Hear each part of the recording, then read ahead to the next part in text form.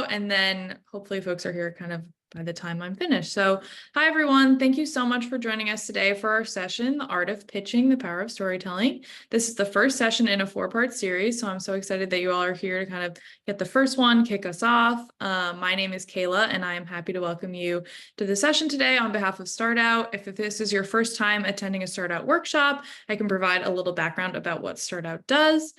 So we are a nonprofit organization that accelerates the growth of the LGBTQ+ community. We're working to drive its economic empowerment so that we can build a world where every LGBTQ+ entrepreneur has equal access to lead, succeed, and shape the workforce of the future.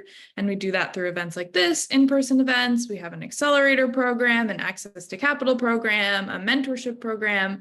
And so if you're new to StartOut and any of those sound interesting, feel free after the event to check out our website to find out other ways you can get involved. But today, I am so excited to welcome our host, Heather Lawver, founder and CEO of Ceemo. And thank you so much for being here, Heather. I will hand it over to you to introduce yourself and get us started today. Awesome. Thank you so much. Hi, everyone. Thank you very much for joining. To kick things off, my name is Heather. I'm the founder of Ceemo.ai.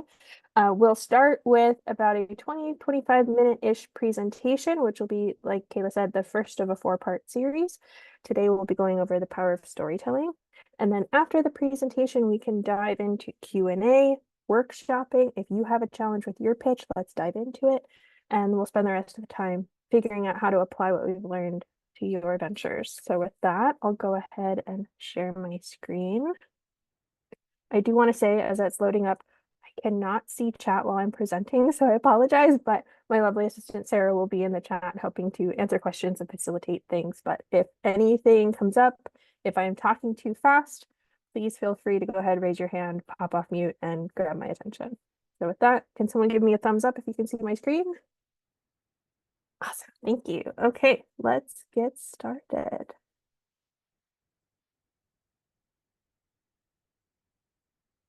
Okay, so on behalf of StartOut and Ceemo.ai, I want to thank you for joining us today.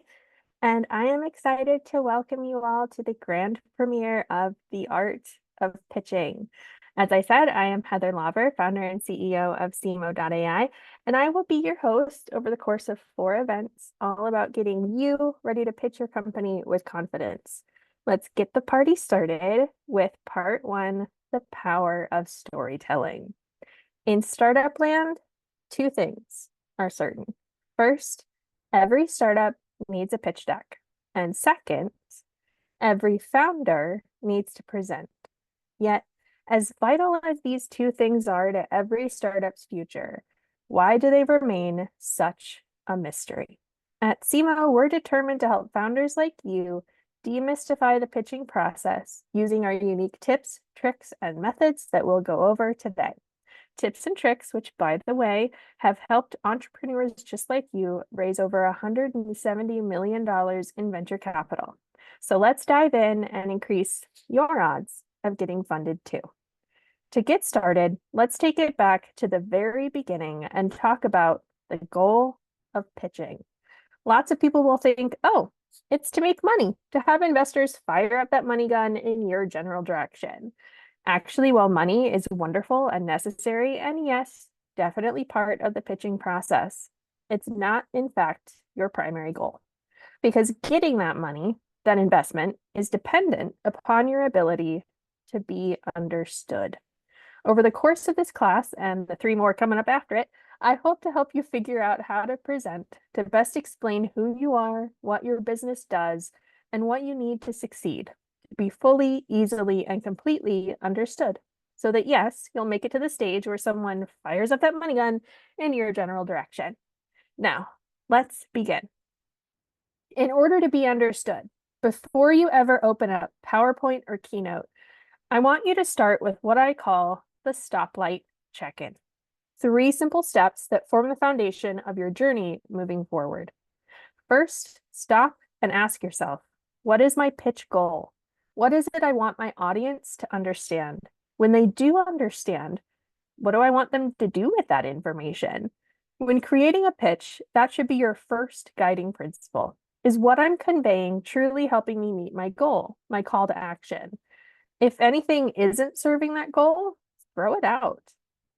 So much of what you keep versus what you discard depends on proceeding with caution and asking, who's my audience? What are their needs? What are their interests? What's their level of familiarity with the subject matter? Are you going to be talking to lay people or industry experts? That can radically change what you say and how it's presented. So ask this question each time you prepare for a new pitch, because each audience will be different and your pitch needs to reflect that. All of this leads into the green light for moving forward. How can I connect with my audience's hearts and minds? How can I connect with them as human beings? How do I meet both my needs and theirs? Your pitch is really building the foundation of a relationship. It's not closing the deal. It's not all-encompassing due diligence. Rather, it's the first impression you hope will lead to investment and a long time frame of working together. After all, an investor isn't just investing in your ideas in your company on its own in a vacuum. They're investing just as much in you as a person, someone they believe can fully implement that idea. Your pitch not only needs to convince them of the idea itself, but they need to understand and believe that you are that one special person or that amazing team who can make this idea a reality. That can't happen without building a relationship between you and your audience. Building that relationship depends on 3 key factors. Notice a trend here? It all begins with empathy. Start by building common ground with your audience. What pain points can we all relate to? Use what we have in common to build a shared experience. Use storytelling to create a memorable moment, a shared experience that bonds you and your audience together to create long-lasting connection. It's so much harder to build empathy without authenticity. So try to always be your true self. By being bravely vulnerable, by being human, you will draw out the humanity in others. That act of bravery builds a powerful bond of trust. Our shared emotions between presenter and audience will help to create lasting connection. Sharing emotions together is a great way to build relationships, and a well-done pitch can be the foundation upon which a relationship is built, one more likely to blossom into investment, productivity, and shared ideas becoming reality. The best and easiest way to convey all of these things, to create that shared experience of authenticity and trust, is through the power of storytelling. The human mind is hardwired for stories. Whether it's the earliest humans telling each other our shared history around campfires, or a family sharing stories about our day over the dinner table, or my personal favorite, the all-important bedtime story, shaping young minds while filling their hearts. Stories have a way of conveying deep truths while creating strong and lasting bonds. Indeed, the way our own minds are wired, the way we view who we are as individuals, depends on the stories we tell ourselves. Stories matter because they carry great power. The same is true whether you're reading a story to a child or giving a presentation. As the saying goes, tell me a fact and I'll forget. Tell me a story and I will never forget. So as much as possible, while preparing your pitch, be mindful of creating a cohesive and compelling story so you can engage with your audience, connect with their hearts and minds by finding that common ground and being your authentic self, so you can create relationships built on trust, all of which will help you to accomplish your goals. Now, to show you how to do that in detail, I'm going to follow my own advice and tell you a story. So get ready, get comfortable, and let's explore the entrepreneur's journey. How you got to this point in your company informs so much about your pitch, about the story you'll tell, and the stresses along the way. So, once upon a time, you had an idea. You thought long and hard about whether or not you should pursue it, if it was worth all of the risk. You saw a pain point, one you knew affected lots of other people just like you. You imagined a unique and wonderful solution. When you closed your eyes and imagined, you could see a beautiful world unaffected by that awful pain point. You knew the world was hungry for a solution, giving you plenty of potential for growth. You figured out why you are the person to solve this problem. Maybe you even found a team of amazing people who could help. Lastly, you figured out what resources you'd need to be a success. You thought about all of this and decided, yeah, I can make this happen. And with that, you moved from idea to adoption. You took that idea, dove in headfirst, and decided to go for it, to make it a reality. With you and your baby of a project, you moved forward, made the investment, and started on your journey. Now, if you're anything like me, this phase, it can be so exciting, downright intoxicating. It's very, very easy, just like a kid on a sugar rush, to run up that hill so fast that you leap right over an unexpected cliff and crash right into Burnout Ravine. It's just like hitting a tiny pothole, which is a mild nuisance to a slow-moving car. But that same pothole can spell disaster if you're a race car driving at upwards of 100 miles an hour. The faster you're moving, the easier it is to crash and burn out. But all is not lost. If you're able, if you're determined, if the stars align, well, you'll pick yourself up, grab some crutches, and reignite that passion. I know this feeling all too well. During my first business incubator, I was rushing around the night before a big pitch, and I broke my ankle. Oops. So this time, when you pick yourself back up, you'll temper it with a little bit of patience and wisdom. With that wisdom of hard-won experience, you learn from your mistakes, you adapt, and then you begin to scale, to implement your plans, to begin recruiting partners and funders, climbing the first hill along the path to the highest peak of the mountain, where success awaits. Finally, after that long, hard, difficult, emotionally draining climb, at long last you reach the first summit and achieve enlightenment. You are Abraham on the mountaintop, seeing all of history and everything to come. You can see everything, both the past and the future. It's beautiful and glorious, both in its entirety and down to its smallest detail. When you think about telling your story in a pitch, you just know you have to tell it all. Anything less, and well, your audience, they just won't get it. They won't see the beauty that is everything. So along comes your audience. It's time to pitch your idea to tell that perfect, all-encompassing macro view of a story. But you only have 10, 5, or worse, only 3 minutes in which to pitch. What are you going to do? They need to hear it all in all of its glory. There's just so much info they need to know. So you grab them by the hand and run as fast as you can. Hurry, they have to get to the mountaintop right now. This is why it feels so impossible to pitch your business in 5 minutes, because you can't rush enlightenment. It took you months, maybe even years to get to that mountaintop. How can anyone possibly expect your audience to get there in a few minutes? Besides, remember Burnout Ravine?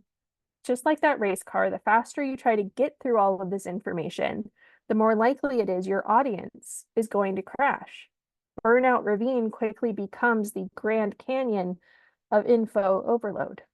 If that happens, your audience is going to check out and not care to reignite a passion they never had to begin with. You just can't rush enlightenment. But the good news is, you don't have to. Your audience doesn't have to make it all the way to enlightenment. It's so much simpler than that. When it comes to pitching, all you need to do is get your pitch audience from idea to adoption while making sure that they trust and believe that you are perched on that mountaintop, seeing everything there is to see. So many founders think, how can I squeeze everything I need to say into my pitch? I want you to flip that on its head. Ask yourself, what is the bare minimum I need to say in order to get my audience from idea to adoption? If you can do that, then all those other steps in between, they can just go away. Because all you need to focus on is how efficiently you can get from idea to adoption. Now, how do you get them there? The exact same way you got there. Remember all those questions we talked about that you asked yourself when you first began your journey? Those are exactly the same things you need to cover in your pitch. If we sandwich those between an intro and an outro, you suddenly have every chapter necessary for a perfect pitch. It all starts with an introduction. Who are you? What company do you represent? And a one-sentence slogan that provides an introductory summary.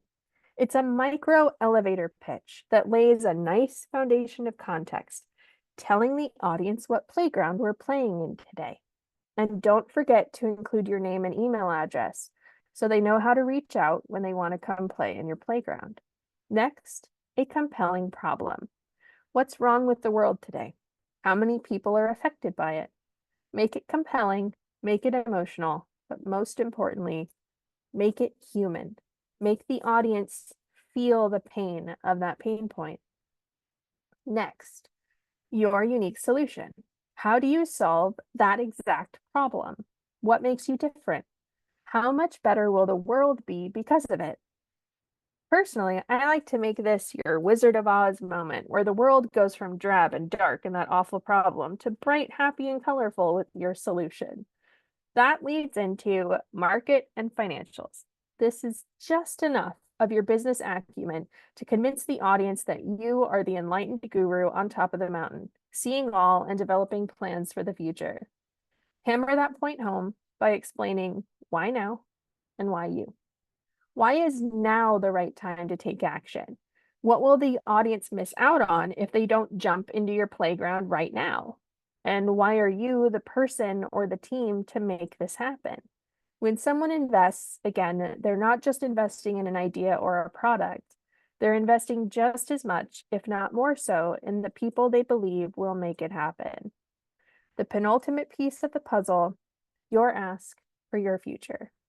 What are the resources you need in order to reach your specific goals? No matter where you're pitching or why, always, always have an ask. But it doesn't have to be money. Oftentimes when we ask for money, it's in order to hire help. So what if you just asked for the type of help you need?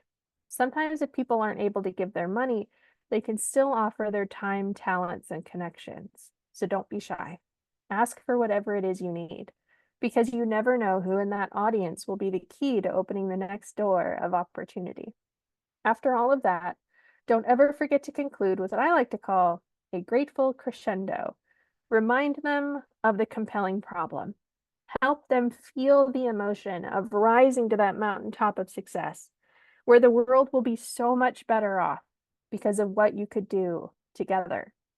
Thank them for their time and leave them with that positive, memorable impression that you are the enlightened, humble, and grateful guru on the mountaintop, someone they want to work with, someone eager to welcome them into a better, brighter future. This is everything you need to cover in a traditional pitch. But what about if you're restricted to only a 2-minute pitch? Well, let's make it even simpler. For shorter pitches, you only need to tackle 4 quick things.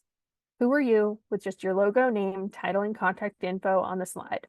Think of it as a nice, pretty business card blown up full screen. Next, what you do, explained as quickly and succinctly as possible. As Einstein said, if you can't explain it simply, you don't understand it well enough yet. So demonstrate your prowess by explaining what you do simply and quickly. If you don't know how yet, that's okay. We can help with that. Next, your latest big success and your next big goal.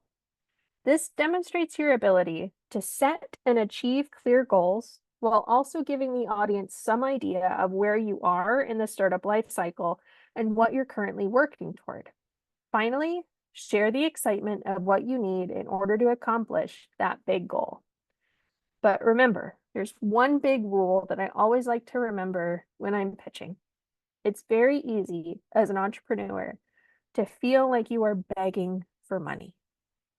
Please don't ever feel that way.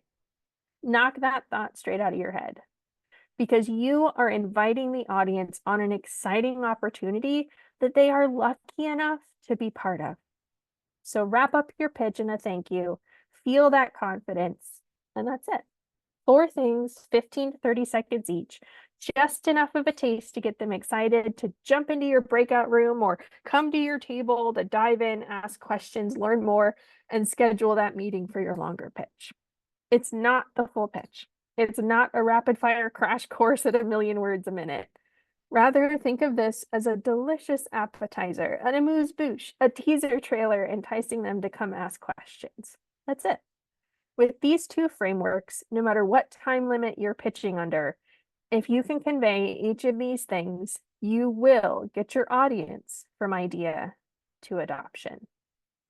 Once you get your audience to adoption, that's when they'll be so excited that they just have to come talk to you. You'll start having conversations, follow-up meetings, due diligence, all that good stuff. It's during that process when you, in essence, give them a hang glider so they can have a nice gentle ascent to the mountaintop where they'll join you on the rest of your journey. When you ground your pitch in the power of storytelling, you make it so much easier for your audience to connect with you. And that right there, that human connection, is the true goal of pitching. If you need any help with your deck, well, that's precisely why I created Ceemo. This is where I get to follow my own rule and have an ask for you. So buckle up. Ceemo is your friendly automated CMO, making branding, marketing, and pitching easier than ever before. It all starts with our simple brand quiz.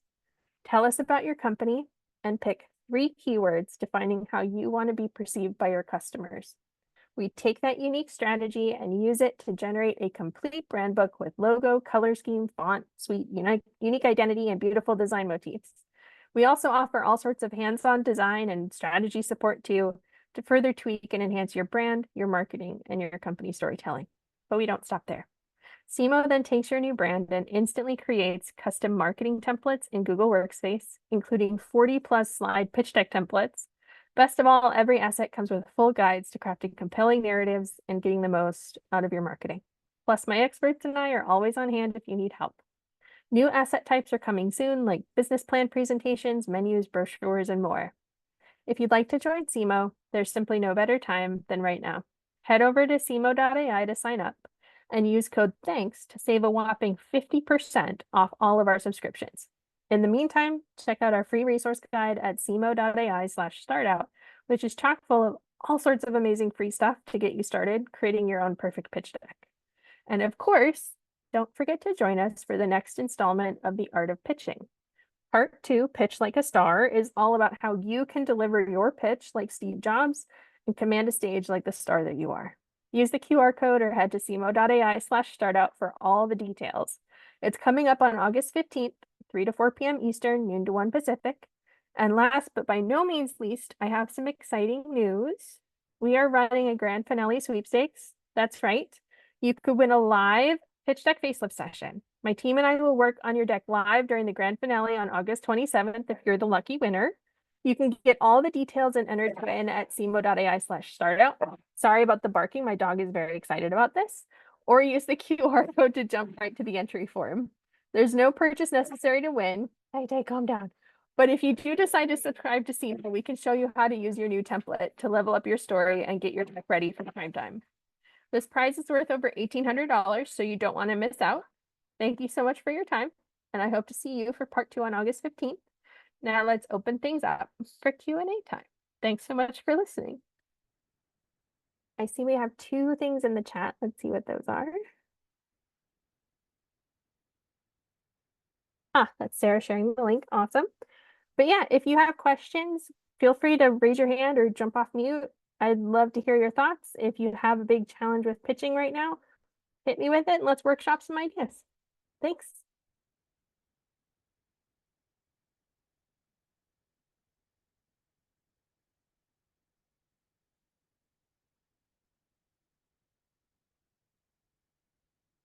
Don't be shy, jump in. Hi, Heather. Thanks so much for the great presentation. The question, the first question that I have, I could stick up more later, so I'll come back around. But I'm actually doing a pitch as a part of a virtual pitch competition on Monday. And a showcase pitch is a part of an accelerator that just finished next month. And the one for the showcase is just like, just to showcase what we've done and who we are. But the one that's on Monday is going to be like a panel of judges who are going to ask questions and then determine a winner. And so I'm wondering about the balance between like how much detail to include on a pitch that's like, well, I know judges are going to ask like concrete questions about us versus the showcase one, which basically has very little words on the slides and is more like a showy type thing. Yeah, that's a great question.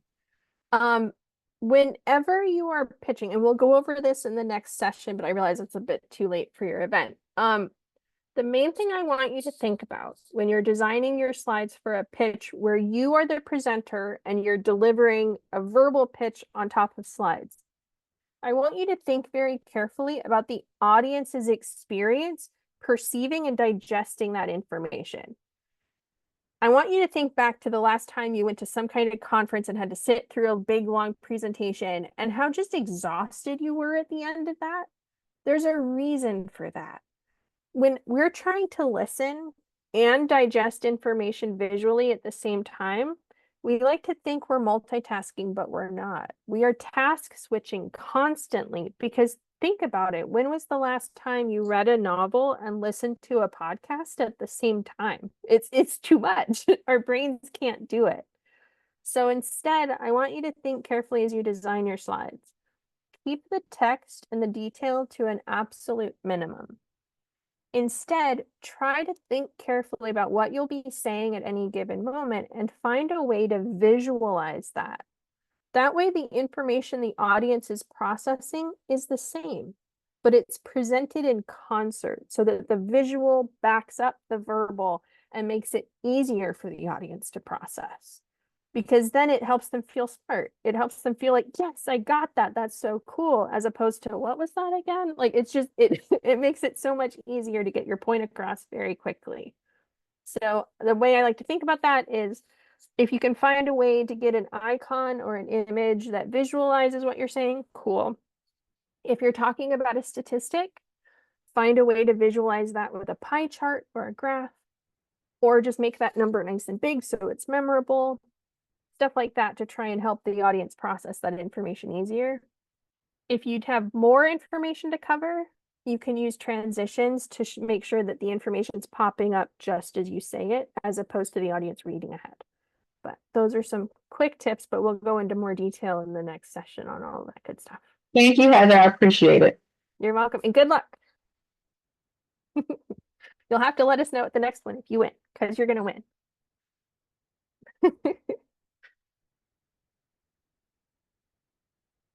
Any other questions? Oh, I saw one in chat. Sarah, thank you for answering CK's question. Lindsay asked, where can we get accessible and reliable sources for market size opportunity numbers? That is a great question. There are a couple different ways that you can calculate a TAM, SAM, SOM. And that has to do with what kind of market you're in and how you want to present it. The easiest way is to Google and say, let's say that you're in the education technology market. You can Google and say, what is the valuation of the global ed tech market right now? Look for a reliable data company and see what they have to say about the most recent numbers, about what the valuation was and how big it's growing. That's kind of somewhat known as the lazy way to do it, but it still works and shows that you know the general size of your market. Another way to do it is to try and figure out how many people in the world have your specific problem, and then calculate that number by your lifetime total value of your customers. So for instance, in our deck, we found out there are 425 million entrepreneurs in the world. So we said, okay, every entrepreneur needs a brand. So our lifetime total value, will multiply that by 425 million, and that gives us a nice big number to say, this is the number of people in the world that have this problem. This is what the monetary value of solving that problem is. And that gives us our TAM. It's not that we think we're going to capture every single one of those. It's more about telling the investor, this is the size of the opportunity that's out there. So the best thing you can do, Google it, double check your sources, make sure it's from a reliable data company, and then do some math. Any other questions? Thank Don't you be very shy. much. That's You're super welcome, helpful. Lindsay. And good to see you. You too. I have another question. So in my pitch deck on the funding slide, I talk about how we're raising 125K for our pre-seed round, and and we actually have like a soft close on that 125K. And so for the showcase, my advisor, he like wants us to like announce the soft close on that funding round. But I'm wondering how that works in a pitch competition. So I'm pitching to get like another $5,000. So I'm wondering, like, okay, well, like, are they gonna say, oh, you already raised? Of course, you always need more money, but so I'm wondering about that. Now this is just my opinion, so take it with a grain of salt. The goal with raising isn't necessarily to set an arbitrary date of a close. It's more about making investors feel a sense of fear of missing out. And you want that to feel authentic because it's in your interest to get money as fast as possible. It's in the investor's interest to wait because waiting de-risks their investment. They get more data. They get to see more of your growth. You'll be further along. It's less of a risk for them. So you've got to find a way to balance your need of money now and their desire to wait. The best way to do that is through what I was talking about with that why now and why you question. If you can make that argument really, really well, that will do more than announcing a soft close. What worked, I'll be honest, trying to raise our own pre-seed round was really tough. It took a really long time to get that first investor to jump in. The way we did it was we were honest and we said, look, there's a seasonality to our market. It's time to accelerators, it's time to university programs. And if we get your money now, that gives us time to bring on a sales team, build the materials, and then hit the ground running right at the perfect time in seasonality. If we don't get it now, that's going to hinder our growth and we're going to miss out on this chance. That was enough to get them to close because it gave them an honest timeline of when they could put their money in and when they could see growth. And we showed, look, we have this pipeline, we have this many deals in the works. You can trust us to turn this around. So not every business is seasonal. Every argument will be different, but find some honest, authentic way to build up that sense of fear of missing out. If you already have some investors in the round, there's no better way to generate momentum than to say, look, someone else has already calculated the risk and decided it was worth it. Makes it really easy for you to jump in too. I mean, you don't want to word it that blatantly, but that's the general idea. So yeah, as much as you can do to give an honest reason for FOMO, the better. Thank you, Heather. You're welcome. I actually really like that last point about timing.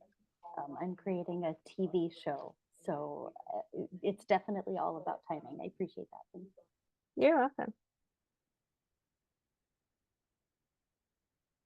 Any other questions? Don't be shy. I don't bite. If you're having trouble with coming up with the narrative for your pitch, we can workshop that. Whatever your challenges are.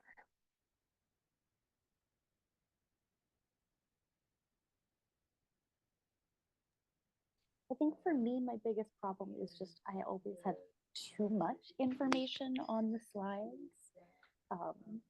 And so, like when people ask me for my competitive slide, it's got a bunch of different competitor TV shows, the number of seasons they had, the number of audience members they had, and like it's all teeny tiny print. And I'm like, they keep asking for it. So how do I like put it in there? That's where I get kind of lost. Yeah, that's really tough. Competitive slides I find are frequently misunderstood by both founders and investors. Because there are certain ways that we've done competitive slides since modern venture capital began. And so we expect to see them a certain way, but it kind of misses the point. Biggest mistake I see is, that info overload. I'm just going to dump all of this on there to make the investor feel like I really know my market, and they'll feel like I'm that guru and it'll all be good.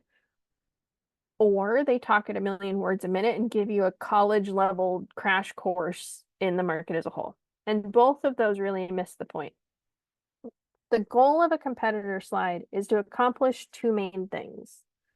First, you want to demonstrate how you are different from your market, what your defensible moat is, and why you are the one that will likely succeed in a crowded or complex market.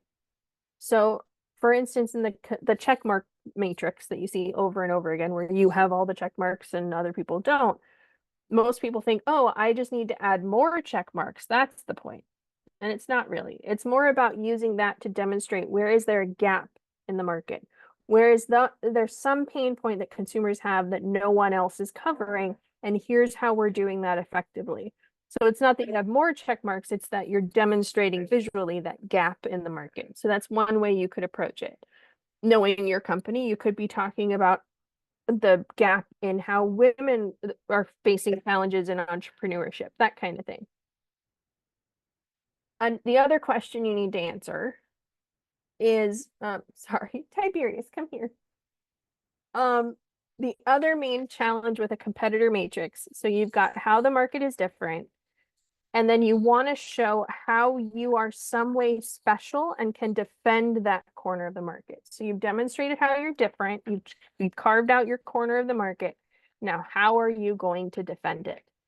So if you can answer those two things as quickly as possible, that's a lot easier to get through than a college level course on your market. So I would encourage you to think through, how are you different? And then how will you protect that corner? Does that make sense? And sorry about the barking in the background. Just distracted him with a bully stick. Hopefully that'll work.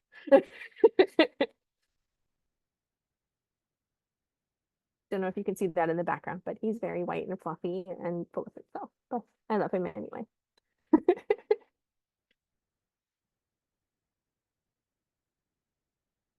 Any other questions? Hey, Heather, can I add? This was amazing. Oh, Thank you so much. Thank you. Like Amy, I will be pitching in media. I'm an indie author, and that was incredibly valuable. And you really helped take the scare out of the pitch and the deck and all of that. So thank you so much. Is anything else as you've seen, because I won't be pitching for capital, again, be for media, that might be of assistance as I'm starting this process? I'm not ready to pitch yet. I don't have anything put together, but it is definitely in my future. Okay. Can you tell me a little bit more? Are you going to be pitching to try and get an agent to share, to spread the word about your books? What's the intended audience for it? Yeah, right now it's kind of squishy. I'm actually working on the books themselves. I have a couple on the backlist already, 2 more coming out next year.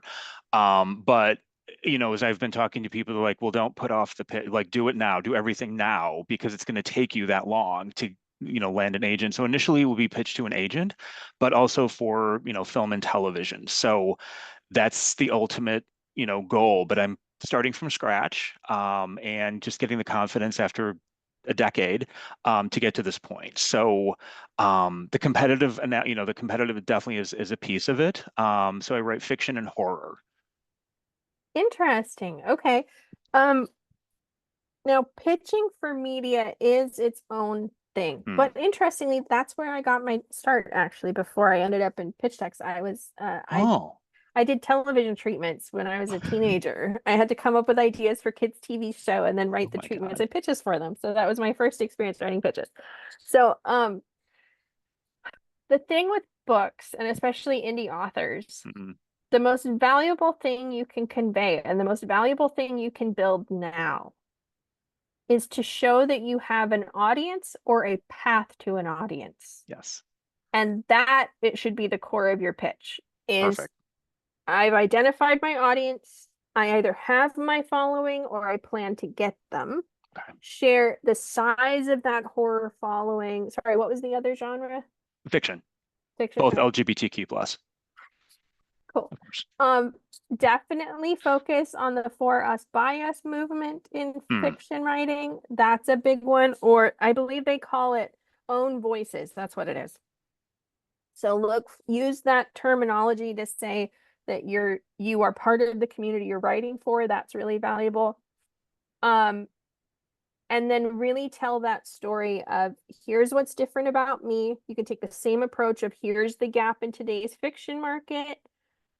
If you can find another comparable author who's similar to you and can kind of show that growth trajectory and say, look, this has happened before, you can trust that it will happen again.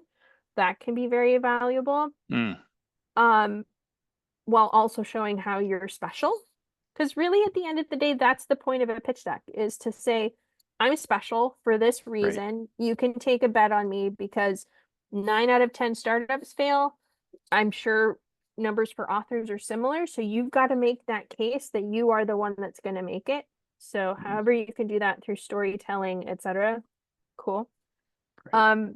So yeah, definitely have your competitive matrix. Talk about your path to, well, not profitability, because that's not really the same thing as in startups, but your path to growth and the strategic steps you're going to get there to build like a social media following, etc.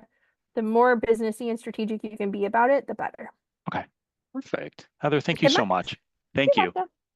I can't wait to read one of your books. Oh, thank you. So I have a pitch competition coming up in about an hour. Oh. And so I've been crafting my story for a while. And I've chosen, because my TV show is on women entrepreneurs, I've chosen to ask to go last in the lineup so that everyone else can kind of pitch theirs. And then I can go like meta and say, this is why we need to like diversity and equity, like expel it, like not expel, like extend this knowledge out to streaming platforms.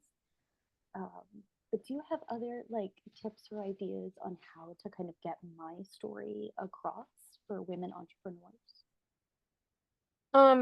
I think that's brilliant, because way to take it to another plane of consciousness. Like, here you've heard all of these pitches, all of these women are facing the same challenges. Don't we want to make the path easier for all of them? Like, and way to ride, this is going to sound really bad, way to ride the coattails of everyone who came before you, but then flip it upside down. Like, I love it.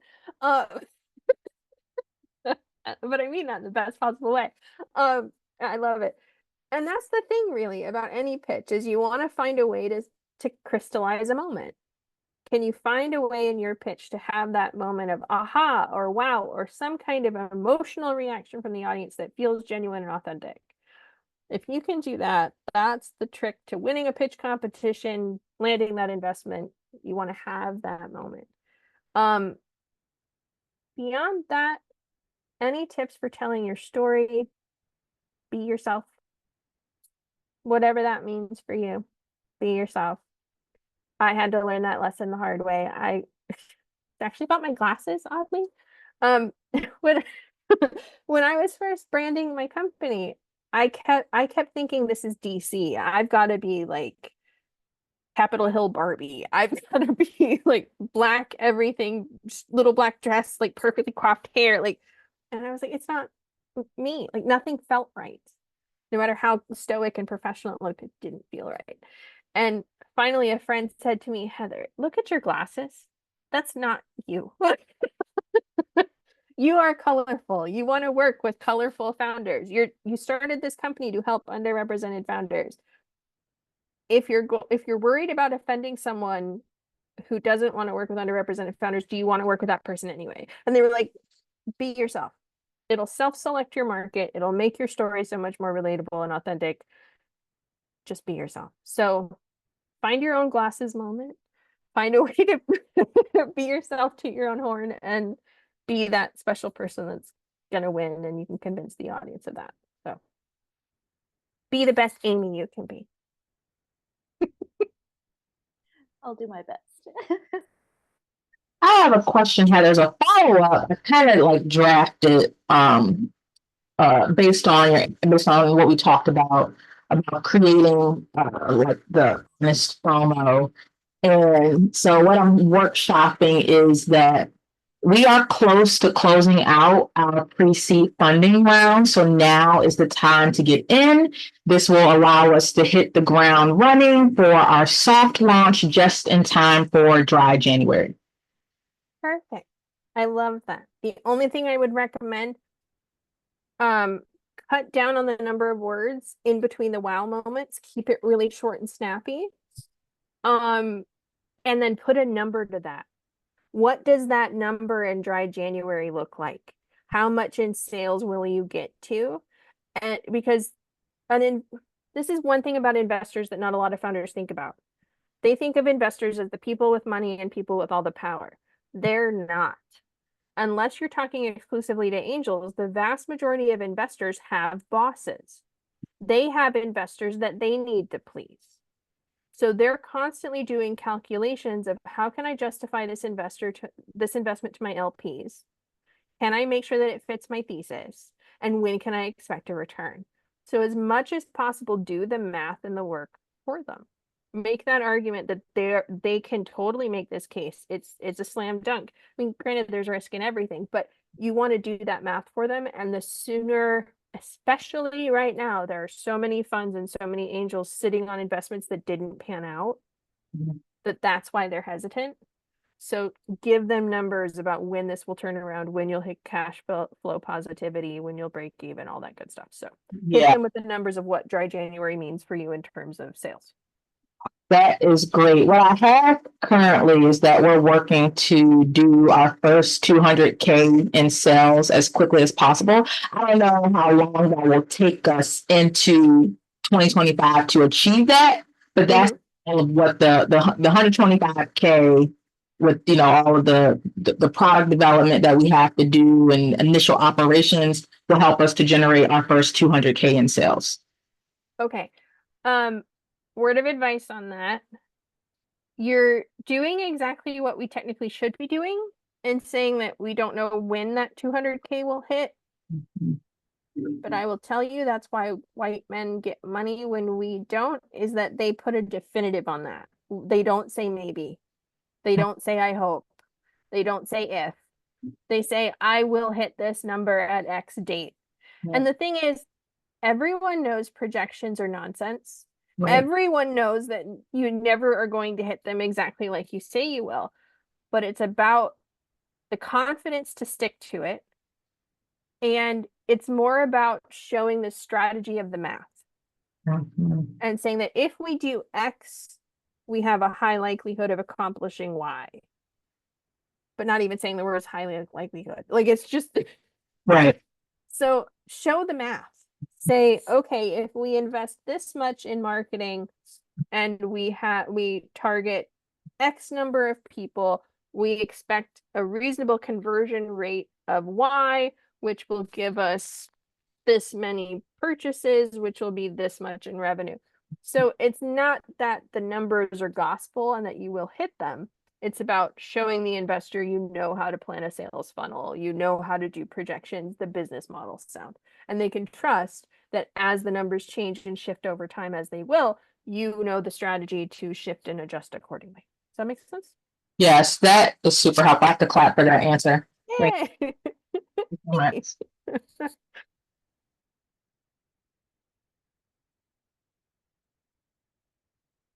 I have a question. Yes. And hi, I came in late. I think the time zone was wrong in my computer. Oh no. Yeah, I'll watch the recording though.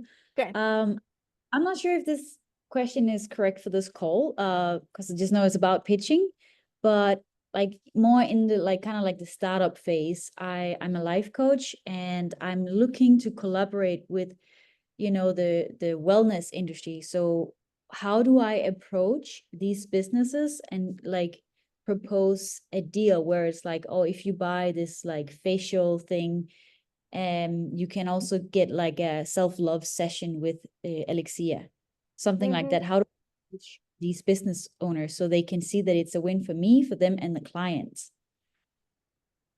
I love planning partnerships like that. And the best way to do it is to literally just demonstrate the value. Because at the end of the day, businesses get pitched on a lot of stuff over and over and over again. But if you can show that kind of really conscious empathy and strategy at the same time, and show how this will help to differentiate you in the market, this will help to further add satisfaction to your customers and increase their rate of return. And this will also help to support me do XYZ. And you show the win-win-win, awesome. But the trick with making sure that's effective is that you really spend a lot of time talking to your target client, your target customer in the business, and truly understand what their pain points are and see if your win-win-win actually matches the reality of their frustrations in running their business. And if you can really nail that, it'll be an instant yes for them. Does that make sense? So you create a relationship with the people before even talking about any collaboration? I would say, have you done any kind of customer discovery as far as like interviewing these types of business owners to understand? That's what I would do first before ever pitching them, is see if you can talk to a handful of them. Say you're just doing research for your own company, you're trying to learn what their daily life is like. People will probably be perfectly willing to vent to you because everyone has struggles in running their business. Especially if you can get involved in different like business communities in your local area. That's a great way to talk to other business owners. And do customer discovery calls and find out what their daily life is like. What is their biggest challenge in recruiting customers? What's the biggest cause of their customers not generating repeat business? The more you can learn about what their challenges are, the better you can tailor that argument to show how it will make their life easier. And if you can do that, they'll sign on. Okay, cool. Thank you. You're Very welcome. helpful.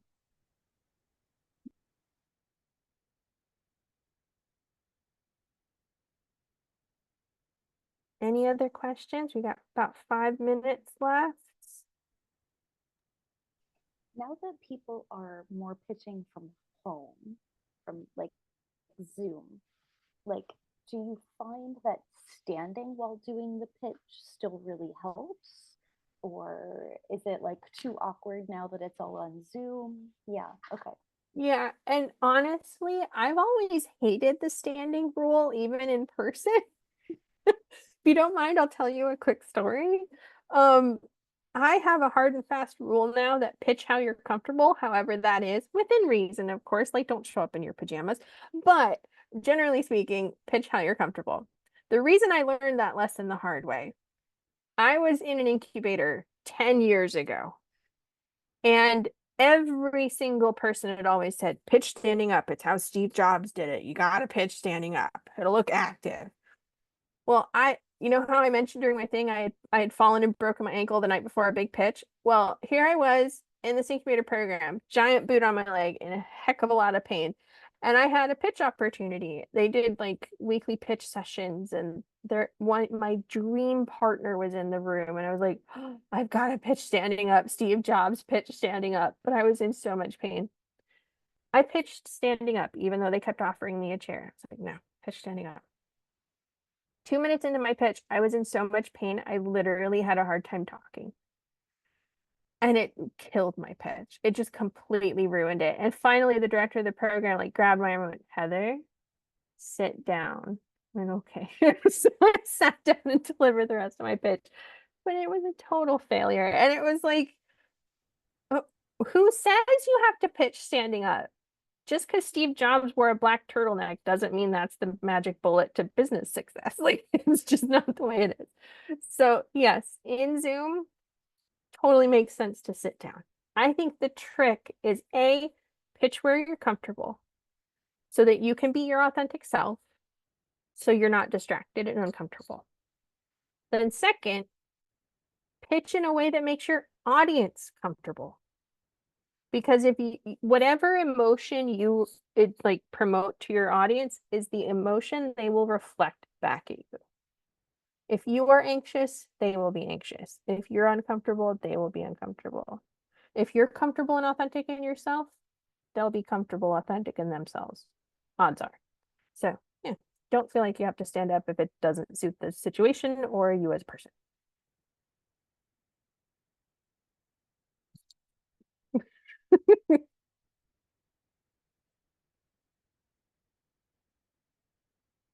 Any last minute questions?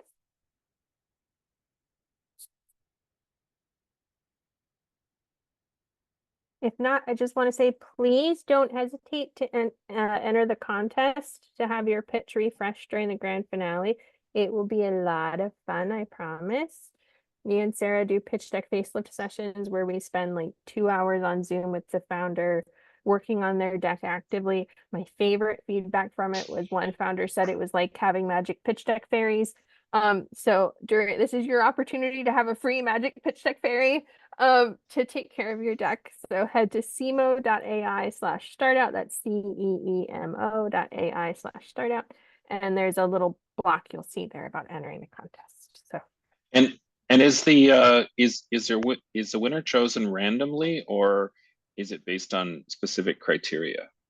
it's based on criteria, because what I'm hoping for is that the deck of the winner will demonstrate the kinds of things that we'll cover in the first 3 sessions. So my hope is it'll be a deck that has enough room for improvement that we can demonstrate, okay, we learned this topic during the class, now let's see it in action. Does that make sense? Yeah, wonderful. Thank you. And this was a great session. Really appreciate it. Thank you so much. I hope you'll all join me for the next 3.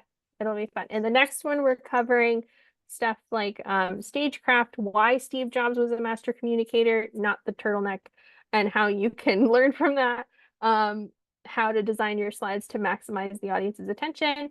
Then the 3rd part will be all about design tips and tricks to then implement what we've learned.